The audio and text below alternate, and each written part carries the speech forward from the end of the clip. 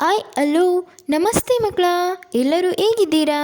ಚೆನ್ನಾಗಿದ್ದೀರಿ ಎಂದು ಭಾವಿಸುತ್ತಾ ನನ್ನ ಹೆಸರು ಅಮಿನಾ ಬೇಗಂ ಎಲ್ ಸುಂಕತ್, ಕರ್ನಾಟಕ ರಾಜ್ಯ ಅಕ್ಕ ಮಹಾದೇವಿ ಮಹಿಳಾ ವಿಶ್ವವಿದ್ಯಾನಿಲಯ ವಿಜಯಪುರ ಶಿಕ್ಷಣ ಅಧ್ಯಯನ ವಿಭಾಗದ ಪ್ರಶಿಕ್ಷಣಾರ್ಥಿಯಾಗಿದ್ದು, ನಾನು ನಿಮಗೆ ಇಂದು 8ನೇ ತರಗತಿಯ ವಿಜ್ಞಾನ ಪಠ್ಯಪುಸ್ತಕದ ಸೌರಮಂಡಲದ ಕುರಿತು ಬೋಧಿಸುತ್ತೇನೆ.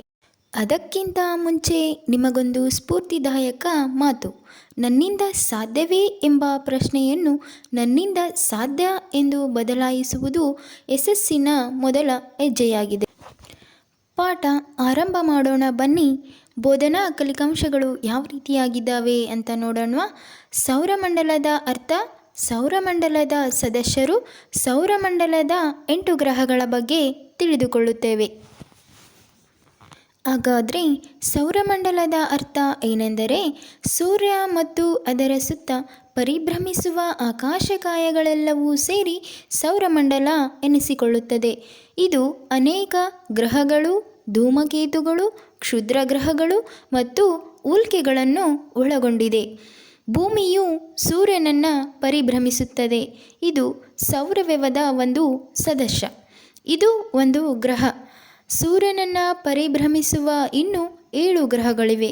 ಅವುಗಳೆಂದರೆ ಬುಧ, ಶುಕ್ರ, ಭೂಮಿ, ಮಂಗಳ, ಗುರು, ಶನಿ, ಯುರೇನಸ್ ಮತ್ತು ನೆಪ್ಚೂನ್ಗಳು. ಮುಂದಿನ ಪಾಯಿಂಟ್, ಸೌರಮಂಡಲದ ಸದಸ್ಯರು. ಅದರಲ್ಲಿ ಸೂರ್ಯ. ನಮಗೆ ಅತ್ಯಂತ ಹತ್ತಿರದಲ್ಲಿರುವ ನಕ್ಷತ್ರವೇ ಸೂರ್ಯ. ಇದು ನಿರಂತರವಾಗಿ ಬೃಹತ್ ಪ್ರಮಾಣದ ಶಾಖ ಮತ್ತು ಬೆಳಕನ್ನು ಹೊರಸೂಸುತ್ತಿದೆ. ಭೂಮಿಯ ಮೇಲಿನ ಬಹುತೇಕ ಎಲ್ಲ ಶಕ್ತಿಗಳಿಗೂ ಸೂರ್ಯನೇ ಮೂಲ. ವಾಸ್ತವವಾಗಿ ಎಲ್ಲ ಗ್ರಹಗಳಿಗೂ ಸೂರ್ಯನೇ ಶಾಖ ಮತ್ತು ಬೆಳಕಿನ ಮುಖ್ಯ ಮೂಲ ಸೂರ್ಯ. ಗ್ರಹಗಳು ನಕ್ಷತ್ರಗಳ ಹಾಗೆ ಗೋಚರಿಸಿದರೂ ಅವು ತಮ್ಮದೇ ಆದ ಬೆಳಕನ್ನು ಹೊರಸೂಸುವುದಿಲ್ಲ. ಗ್ರಹಗಳು ಮಿನುಗುವುದಿಲ್ಲ. ಅವು ಕೇವಲ ತಮ್ಮ ಮೇಲೆ ಬಿದ್ದ ಸೂರ್ಯನ ಬೆಳಕನ್ನು ಪ್ರತಿಫಲಿಸುತ್ತವೆ. ನಕ್ಷತ್ರಗಳಿಗೆ ಹೋಲಿಸಿದರೆ ಗ್ರಹಗಳು ತಮ್ಮ ಸ್ಥಾನವನ್ನು ಬದಲಾಯಿಸುತ್ತವೆ. ಗ್ರಹವು ನಿರ್ದಿಷ್ಟ ಪಥವನ್ನು ಹೊಂದಿದ್ದು ಅದರಲ್ಲಿ ಸೂರ್ಯನನ್ನು ಪರಿಭ್ರಮಿಸುತ್ತದೆ. ಈ ಪಥವನ್ನು ಕಕ್ಷೆ ಅಂತ ಕರೆಯುತ್ತೇವೆ. ಸೂರ್ಯನ ಸುತ್ತ ಪರಿಭ್ರಮಿಸಲು ಗ್ರಹಗಳು ತೆಗೆದುಕೊಳ್ಳುವ ಕಾಲವೇ ಪರಿಭ್ರಮಣ ಕಾಲವಾಗಿದೆ. ಸೂರ್ಯನಿಂದ ಗ್ರಹದ ಅಂತರವು ಹೆಚ್ಚಿದಂತೆಲ್ಲ ಪರಿಭ್ರಮಣ ಕಾಲವು ಹೆಚ್ಚಾಗುತ್ತದೆ. ಗ್ರಹವು ತನ್ನ ಸುತ್ತ ತಾನೇ ಒಮ್ಮೆ ತಿರುಗಲು ತೆಗೆದುಕೊಳ್ಳುವ ಸಮಯವೇ ಭ್ರಮಣ ಕಾಲವಾಗಿದೆ. ಮಕ್ಕಳೇ, ಇದಿಷ್ಟು ಗ್ರಹಗಳ ಮುಖ್ಯ ಅಂಶವಾಗಿದೆ. ಅರ್ಥವಾಯಿತಾ ಮಕ್ಕಳೇ? ಮುಂದಿನ ಪಾಯಿಂಟ್, ಸೌರಮಂಡಲದಲ್ಲಿನ 8 ಗ್ರಹಗಳು.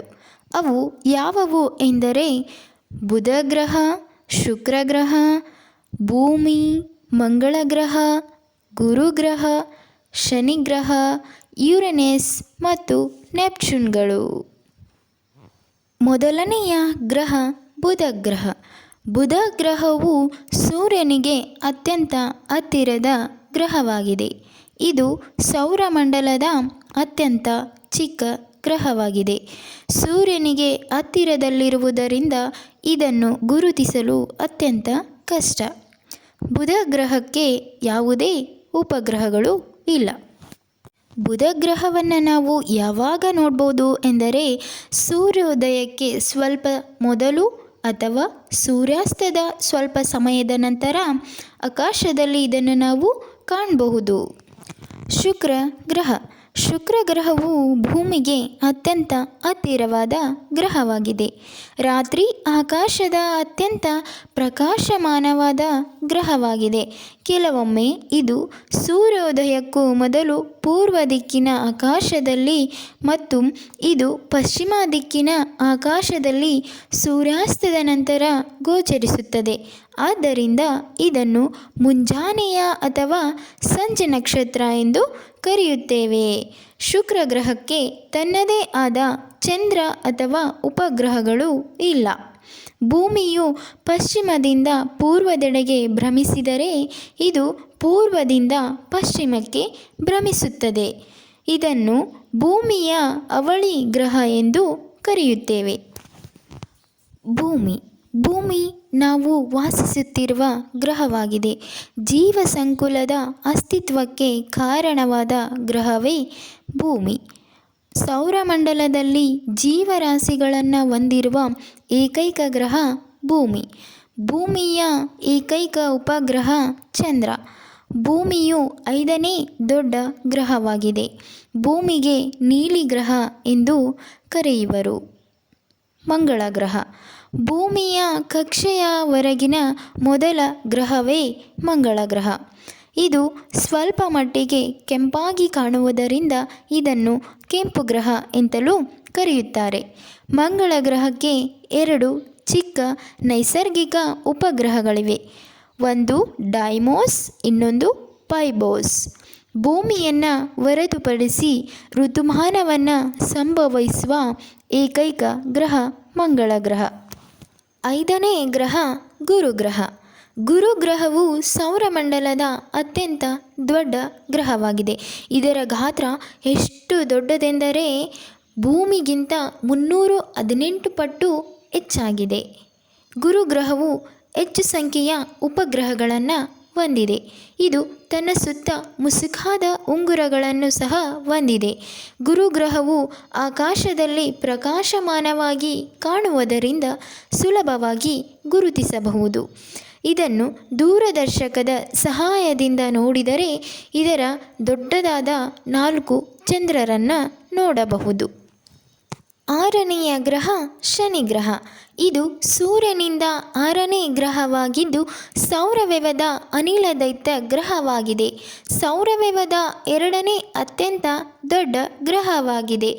ಇದು ಅತ್ಯಂತ ಸುಂದರವಾದ ಗ್ರಹವಾಗಿದೆ.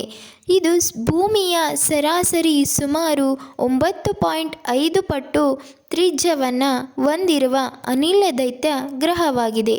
ಶನಿ ಗ್ರಹವು ಹೆಚ್ಚು ಸಂಖ್ಯೆಯ ಉಪಗ್ರಹಗಳನ್ನು ಹೊಂದಿದೆ. ಶನಿ ಗ್ರಹದ ಬಗೆಗಿನ ಆಸಕ್ತಿದಾಯಕ ಅಂಶವೆಂದರೆ ಎಲ್ಲ ಗ್ರಹಗಳಿಗಿಂತಲೂ ಇದು ಕಡಿಮೆ ಸಾಂದ್ರತೆ ಹೊಂದಿದೆ. ಇದರ ಸಾಂದ್ರತೆಯು ನೀರಿನ ಸಾಂದ್ರತೆಗಿಂತಲೂ ಕಡಿಮೆಯಾಗಿದೆ. 7 ಮತ್ತು 8ನೆಯ ಗ್ರಹಗಳಾದ ಯುರೇನಸ್ ಮತ್ತು ನೆಪ್ಚೂನ್ಗಳು. ಇವು ಸೌರಮಂಡಲದ ಅತ್ಯಂತ ಹೊರ ಗ್ರಹಗಳಾಗಿವೆ. ಇವುಗಳನ್ನು ಬೃಹತ್ ದೂರದರ್ಶಕಗಳ ಸಹಾಯದಿಂದ ಮಾತ್ರ ವೀಕ್ಷಿಸಬಹುದು. ಶುಕ್ರದಂತೆಯೇ ಯುರೇನಸ್ ಕೂಡ ಪೂರ್ವದಿಂದ ಪಶ್ಚಿಮಕ್ಕೆ ಭ್ರಮಿಸುತ್ತದೆ. ಇದಿಷ್ಟು ಗ್ರಹಗಳ ಬಗ್ಗೆ ಮಾಹಿತಿಯಾಗಿದೆ. ಮೊದಲ 4 ಗ್ರಹಗಳಾದ ಬುಧ, ಶುಕ್ರ, ಭೂಮಿ ಮತ್ತು ಮಂಗಳ ಗ್ರಹಗಳು ಉಳಿದ 4 ಗ್ರಹಗಳಿಗಿಂತ ಸೂರ್ಯನಿಗೆ ಅತಿ ಹತ್ತಿರದಲ್ಲಿವೆ. ಇವುಗಳನ್ನು ಒಳಗ್ರಹಗಳು, ಇನ್ನರ್ ಪ್ಲಾನೆಟ್ಸ್ ಎನ್ನುವರು. ಇವುಗಳು ಅತಿ ಕಡಿಮೆ ಉಪಗ್ರಹಗಳನ್ನು ಹೊಂದಿವೆ. ಮಂಗಳ ಗ್ರಹದ ಕಕ್ಷೆಯ ಹೊರಗಿನ ಗ್ರಹಗಳಾದ ಗುರು, ಶನಿ, ಯುರೇನಸ್ ಮತ್ತು ನೆಪ್ಚೂನ್ಗಳು ಒಳ ಗ್ರಹಗಳಿಗಿಂತ ಹೆಚ್ಚು ದೂರದಲ್ಲಿವೆ. ಇವುಗಳನ್ನು ಹೊರಗ್ರಹಗಳು, ಔಟರ್ ಪ್ಲಾನೆಟ್ಸ್ ಎನ್ನುವರು. ಹೊರಗ್ರಹಗಳು ಅತಿ ಹೆಚ್ಚು ಉಪಗ್ರಹಗಳನ್ನು ಹೊಂದಿವೆ. ಹಾಗಾದರೆ ಮಕ್ಕಳೇ, ಈ ಒಂದು ವಿಡಿಯೋದಲ್ಲಿ ನಾವು ಏನೇನು ತಿಳಿದುಕೊಂಡೆವು ಎಂದರೆ ಸೌರಮಂಡಲದ ಅರ್ಥ, ಸೌರಮಂಡಲದ ಸದಸ್ಯರ ಬಗ್ಗೆ ಮತ್ತು ಸೌರಮಂಡಲದಲ್ಲಿನ 8 ಗ್ರಹಗಳ ಬಗ್ಗೆ ತಿಳಿದುಕೊಂಡೆವು. ಅರ್ಥವಾಗಿದೆ ಅಂತ ಭಾವಿಸುತ್ತೇನೆ ಮಕ್ಕಳೇ. ನಾವು ಎಲ್ಲಿ ಹುಟ್ಟಬೇಕು ಅನ್ನೋದು ನಮ್ಮ ಕೈಯಲ್ಲಿ ಇರೋದಿಲ್ಲ. ನಾವು ಎಲ್ಲಿಗೆ ಮುಟ್ಟಬೇಕು ಅನ್ನೋದು ಮಾತ್ರ ನಮ್ಮ ಕೈಯಲ್ಲಿ ಇರುತ್ತೆ. ನಿಮ್ಮ ಬಾಳಿನ ಶಿಲ್ಪಿ ನೀವೇ. ಎಲ್ಲರೂ ಚೆನ್ನಾಗಿ ಓದಿ ಮಕ್ಕಳೇ. Bye bye. Take care. ಧನ್ಯವಾದಗಳು.